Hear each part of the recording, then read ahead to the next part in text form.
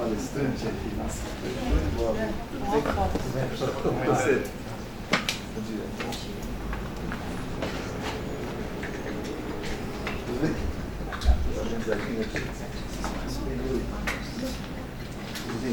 Tudo bem? Tudo.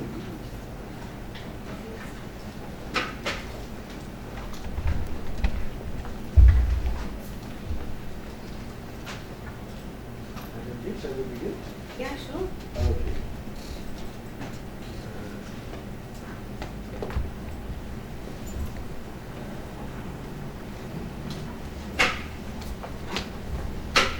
Well, good morning to everybody. It's an enormous pleasure for University of São Paulo, for the business school, for our Center for Technology Policy and Management, and for me personally, to have today Professor Miriam Erez with us. Professor Miriam Erez is a professor of the Technion, the Israel Institute of Technology, who signed recently an agreement, or renewed an agreement with the University of São Paulo. President Lavi was here last year, and this year our president, Professor Agopian, was at the Technion. And Professor Miriam Erez, she probably speak more about her, but she is an emeritus faculty at the Faculty of Industrial Engineering and Management of the Technion. Technion has this peculiarity that industrial engineering, engenharia de produção, and management are one faculty together. Here we have separate. In most places separate. Management is during this business school, economics, business, and accounting, and industrial engineering is engineering school. But as a Technion, it's together. And Professor Miriam is very internationally known in the area of organizational psychology, very focused on the issue of promoting entrepreneurship, and she got the very prestigious Israel Prize for Management Science during many years now. It's Independence Day. It's a very important ceremony in Jerusalem with the presence of the presidents, the prime minister, etc. Some people receive this Israel medal as a prize, and for different issues, science, education, art, etc. And so Professor Miriam received this prize, so it's very prestigious. And besides that, Professor Miriam is a wonderful human being.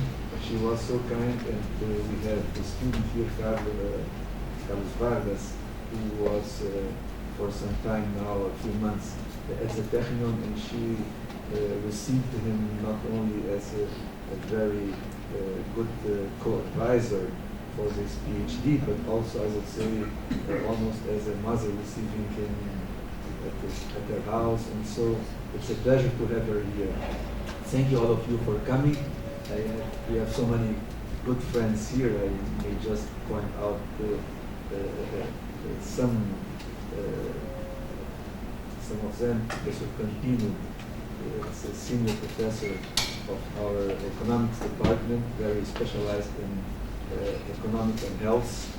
Thank you for being here. Professor Claudio Rodriguez, who is already a partner of our center. He is currently the president of CIETEC. CIETEC is the organization that manages the incubator of USP and Bain, the Nuclear and Energy Institute. Professor Catalani, who is sitting there, Professor Catalani is the coordinator of the University of São Paulo Innovation Center, USP Nova. I would also like to highlight Ricardo Kahn. Ricardo Kahn is the head of innovation of a very large multinational company in the area of energy, electric energy transmission, and also studied at our house, and we have a lot of projects together. Ricardo Kahn is also a good friend for some years of the university, and several others who are here. And so thank you for coming, students and friends. Professor, we discussed what could Professor Miriam bring us, and she suggested, and we gladly accepted, the theme of team innovation. So she will make it kind of an academic approach. It means there was research in the background. Professor Miriam, thank you for coming. I must say that Professor Miriam came to Brazil by invitation of Fundação Getúlio Vargas.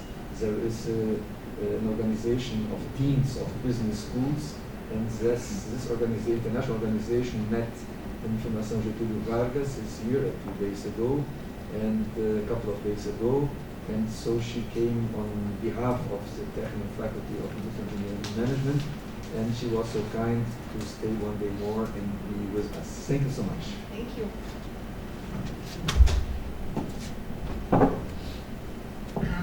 Thank you very much for coming to this lecture. I'm very happy to be here. It's my first visit to Brazil, and so it's very special. So I have many topics that I can share, but in one seminar I can only share some of it.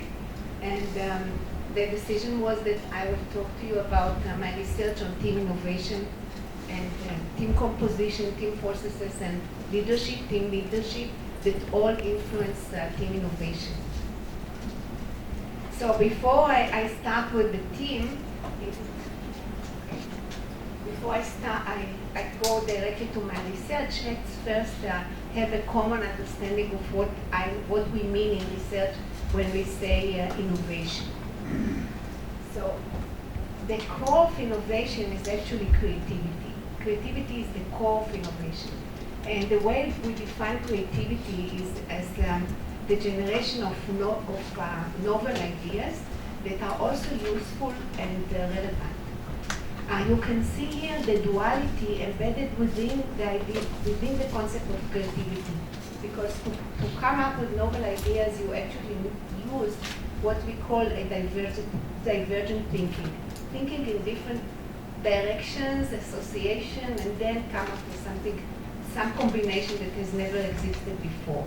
But it also has to be useful and relevant. And to make it useful and relevant, we need to converge to one useful or one outcome, correct outcome. So creativity is actually the core of innovation. But you can see the definition of innovation is the implementation of creative ideas that are useful and novel. Namely, to make it innovative, it's not enough just to come up with ideas. You have also to implement the ideas. And of course, the implementation should bring value to humanity, to the customers, to the organization, and to the person who came up with this idea. So one level up will be the innovation, the concept of innovation. And again, you see the duality within this concept, because on the one hand, it's the creative ideas, which is all this hub of novelty and usefulness, but in addition to it, it's also the implementation. And again, if you think about these two components, they differ in the way people approach it, because to come up with the creative ideas is, as I said before, you think that you use divergent thinking, originality, and so forth, but for implementation, you need to use methods, logistics, and more hands-on methodologies in order to make it happen, to transform the idea into some outcome, whether it is a product or technology or process or service. It can be each one of these, but it has to be something that is a real outcome, not just the idea. And of course, for organizations to survive, it's not enough just to be innovative. They also need to be efficient and have high quality of products. Namely, organizations at large has to incorporate all these dimensions together. So that's why to be creative is not something easy, and to be innovative is even more difficult because of the combination of creativity and implementation. So now I want to get more into my own research on team innovation. And you know, teams are composed of individuals, right? And we are looking for some characteristics of the individuals that relate to the creative ability. So you can measure, you can use different criteria for evaluate the creative ability, the creativity of the team members. You can use creative ability tests, but you can also use what I use in my research is the cognitive style. You know, the cognitive style is easy to respond to because it doesn't threat your self-esteem as a creative or non-creative person, because it's not about your ability, it's about the cognitive style, which is defined here. It's a stable and preferred cognitive strategy. The strategy you use when you approach a problem. How do you approach this problem? So you can, it's the strategy you use for acquiring information, processing the information, maintaining it, and using this knowledge that you acquire in order to solve the problem. So there are different approaches, like if let's say, if there is a problem, you can start thinking in different directions how to approach it and come up with different ideas, and then start thinking what is the best idea to implement. In other terms, you invest a lot in the structuring of the problem, understanding what the problem is. But you can also assume what is the problem is, not focus too much on what is it, why is it, and so forth, but think immediately about how can you approach and solve it. Focus on the outcome, on the problem solving. And of course, the problem solving can be different. The way you solve the problem can be different depending on how you define it and how you approach it. So people have different cognitive styles. Some, when they see a problem, they start thinking about the meaning of it, how you can approach it. There are different ways to approach one problem. And other people assume what the problem is and focus more on the solution. I can give you one example that comes to my mind. For example, there is some places in Israel, and probably here too, that are more prone to car accidents. There are more car accidents in this particular location. So, and you are asked, and I ask you to come up with an idea how to solve it. So you can approach it in different ways. You can think about education. Maybe you need to educate the drivers better. You can approach it in terms of the topology. Maybe it's there is something that blocks the view and you don't see very well. So you need to change the topography of the place. Maybe there is no street light or something. So you approach it in a different way. So you can approach each problem in different ways.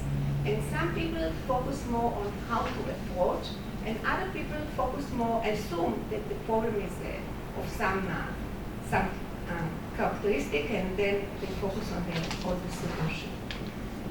So there are different cognitive styles that different people have, and I want to show you some of them. There are actually 3 cognitive styles that were identified in the research literature. One is the one that characterizes the creative person. These people who approach a problem from a creative cognitive style, they generate many novel ideas, as I gave you in the example. They are more assertive, these people, they are more independent, and they take more risk, and they are confident. They have the confidence that they are creative and they come up with a creative idea. Other people are more conformist in their approach to a problem. Namely, they think in terms of the constraints of the problem, what is possible, what is not possible. If it is in an organization, then they can think in terms of whether a certain solution is going to be accepted by the managers in these organizations. They know better about the environment and the context, and that's how they approach the problem. And the third type is the attention to detail type. This type of people, when they have a problem, they focus on the solution in terms of looking for a very thorough and accurate way to approach the problem and solve it. So these are three different cognitive styles. And when you have teams that work in your organization, most likely that the people in the team will be diverse in terms of the cognitive styles. I also added one more component to it, which is not in the original typology of cognitive styles, and this is the initiative. Because in order to become an innovative team, you need to have also this approach. You need to have somebody in the team that is strong on initiative, and this person take the initiative to promote the idea. If there is no one who promotes the ideas, then the ideas doesn't get into implementation. So this person push forward ideas towards implementation. So these are the four types that I'm looking at when I look at teams and I want to identify the best composition, composition for team innovation. So I want to show you this is taken from one of my studies. And it's always with my students, by the way. I always publish with my students. Very rarely I publish with other colleagues because I have too many students and I need to help them publish all the time. So in this paper, we were looking at the relationship between, this is, by the way, at the individual level, not at the team level, and we're looking at different cognitive styles and initiative of the individuals working in some departments. So we asked the managers to assess, to evaluate the level of innovation of each one of the employees. And then we looked at the cognitive styles of these employees. And what we found out is that this is a simplification of the findings. You can see that we divided the people with the cognitive style into individuals with high creativity, cognitive style, and with low creativity, divided by the mean. This is just for the presentation, because usually we use, of course, regression analysis to do it. And the other type is the initiative, and again, we divided them into high and low initiative. And what you can see here is that, I don't know if I can see the arrow, no, yes, oh no. Anyway, you can see, watch it by yourself. So if you look at the blue color, the highest one is the combination of high creativity and high initiative. And the same level of creativity, these people have the same level of creativity as the dark blue. But how do they differ from the ones with the dark blue? They don't have high level of initiative.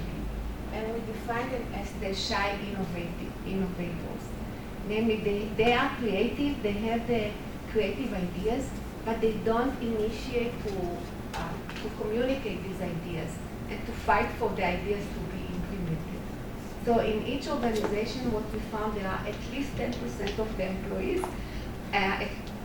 of engineers, I mean, it depends on the level of employees, of engineers and technicians that has the capability of being creative, but they don't take the initiative to communicate their ideas or to push them forward. So with the same level of creativity, you can be considered as an innovative employee if you also have a high level of initiative.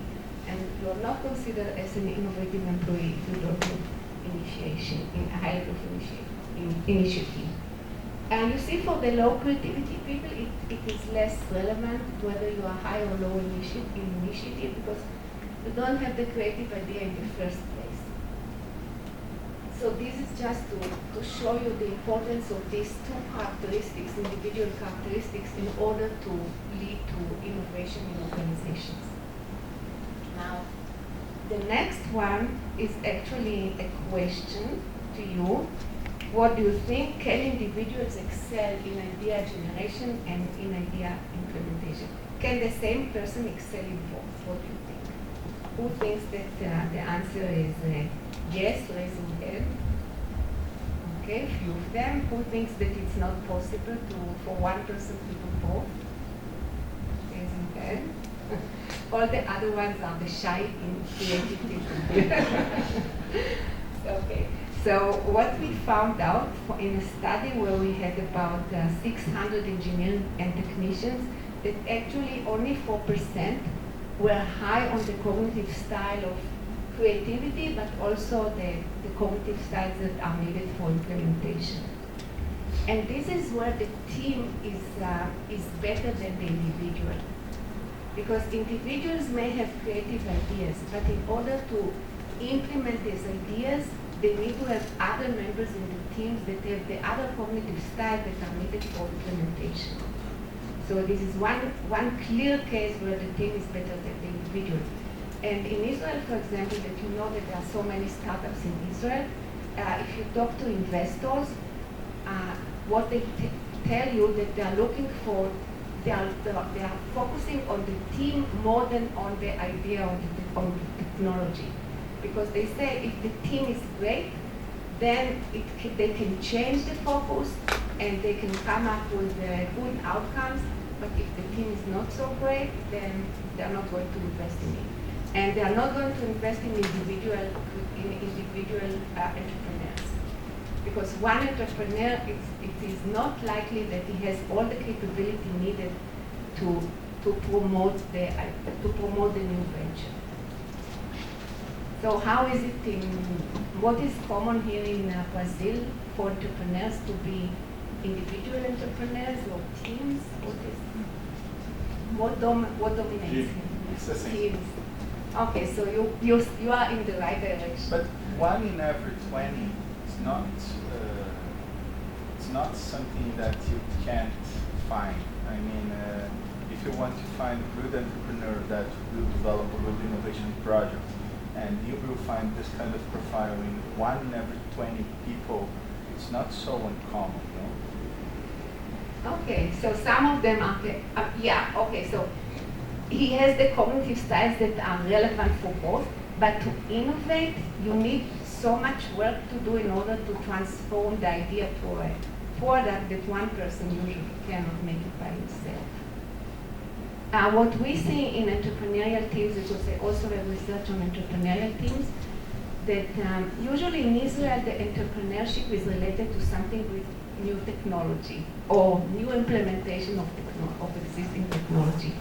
So either you see people who came up with the idea, entrepreneurs who came up with the idea from because they know the technology and they know what can be done with this technology, or you see entrepreneurs that know to identify a problem, but they don't have the technical knowledge to solve it. So they look for each other and then they compose the entrepreneurial team.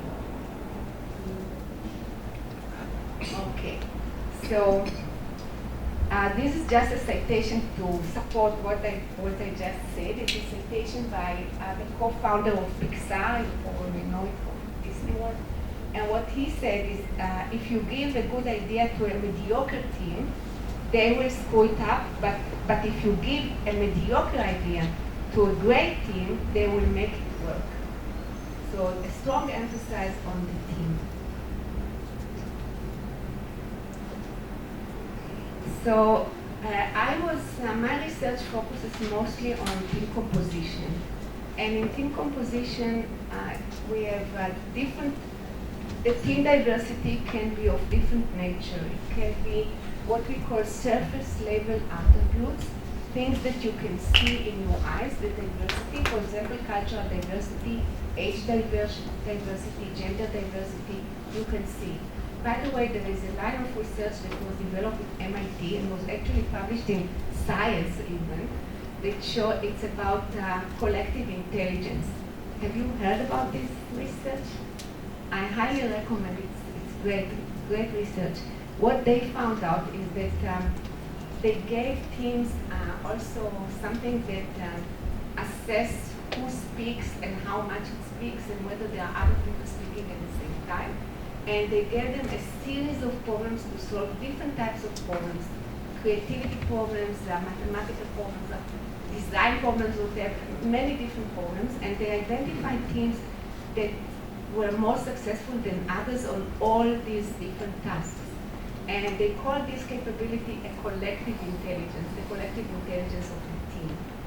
And what they found out is that if the team is okay, they didn't have any hypothesis a priori, so all their explanation for why certain teams have a higher level of collective intelligence is all the explanation are post hoc in this study. But what they found out that in the teams that were more successful, that the collective intelligence was much higher, there was a mixture of gender, namely there were also women in the team, not only men.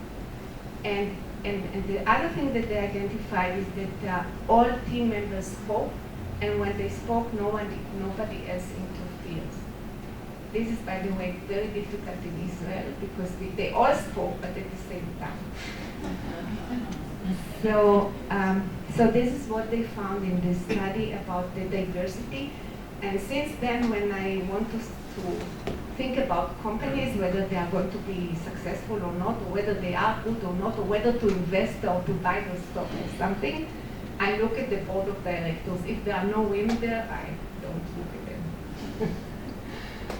Okay, so this is the surface level, but there is also the deep level attributes of which is about the values, the cultural values, the knowledge diversity, and the skill diversity. Like the example I gave you, some people are strong on understanding society and humanity, and others are strong on technology. So this is also a characteristic of diverse skills in the group. Or some are stronger on economics or on business models, versus others are stronger on technology. So it's a very interesting research area to study team diversity. Why? Because on the one hand, when you have a diverse team, it has a big potential for innovation because it's the integration of different sources of knowledge and their skills.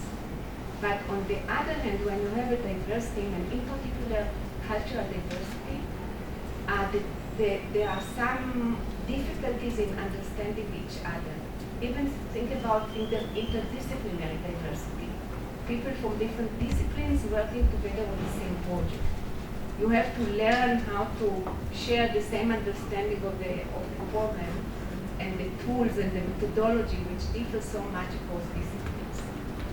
So diverse teams have a high potential for being innovative, but they also have some constraints, potential constraints, that managers should learn how to get over these constraints. And this is another field of research that I'm interested in. So we were looking, so the study I want to describe to you is a study about team composition and team processes. And for the team composition, we were looking at the cognitive style of the team members, and we were looking at how this cognitive style influenced the team processes. For example, team conflicts, adherence to the rules and standards, and confidence in the team ability to be innovative. And then how it affects the outcome, the radical innovation of the teams, both in R&D teams, in products, and in manufacturing teams, which is mostly to be innovative in the process, to improve the process of the production. So this was the background of this particular research. I don't want to get into the detail of the methodology because it's too much detail here. But the participants were about almost 600 engineers and scientists in a big Israeli R&D company, and we focused both on the teams in the manufacturing and the teams in the R&D center. We used the cognitive style that I mentioned to you before, and we had, of course, to aggregate the cognitive styles of the team members into the team level, to characterize the team rather than the individuals. And we used a measure of innovation that these companies specifically use in order to evaluate the level of innovation in the organization. I don't know if I didn't write it down here. No, I didn't. So I can tell you about it. They have 4 levels of innovation for evaluation. One is One is that there is almost no change in the product that has been done before. Another one is incremental changes in the product, which is a little bit higher level of innovation. The third one is introducing innovation that exists somewhere in the world but doesn't exist in this organization. And the fourth level is a new radical innovation that its feasibility needs to be proved. That no one yet proved the feasibility that this is going to be a successful product.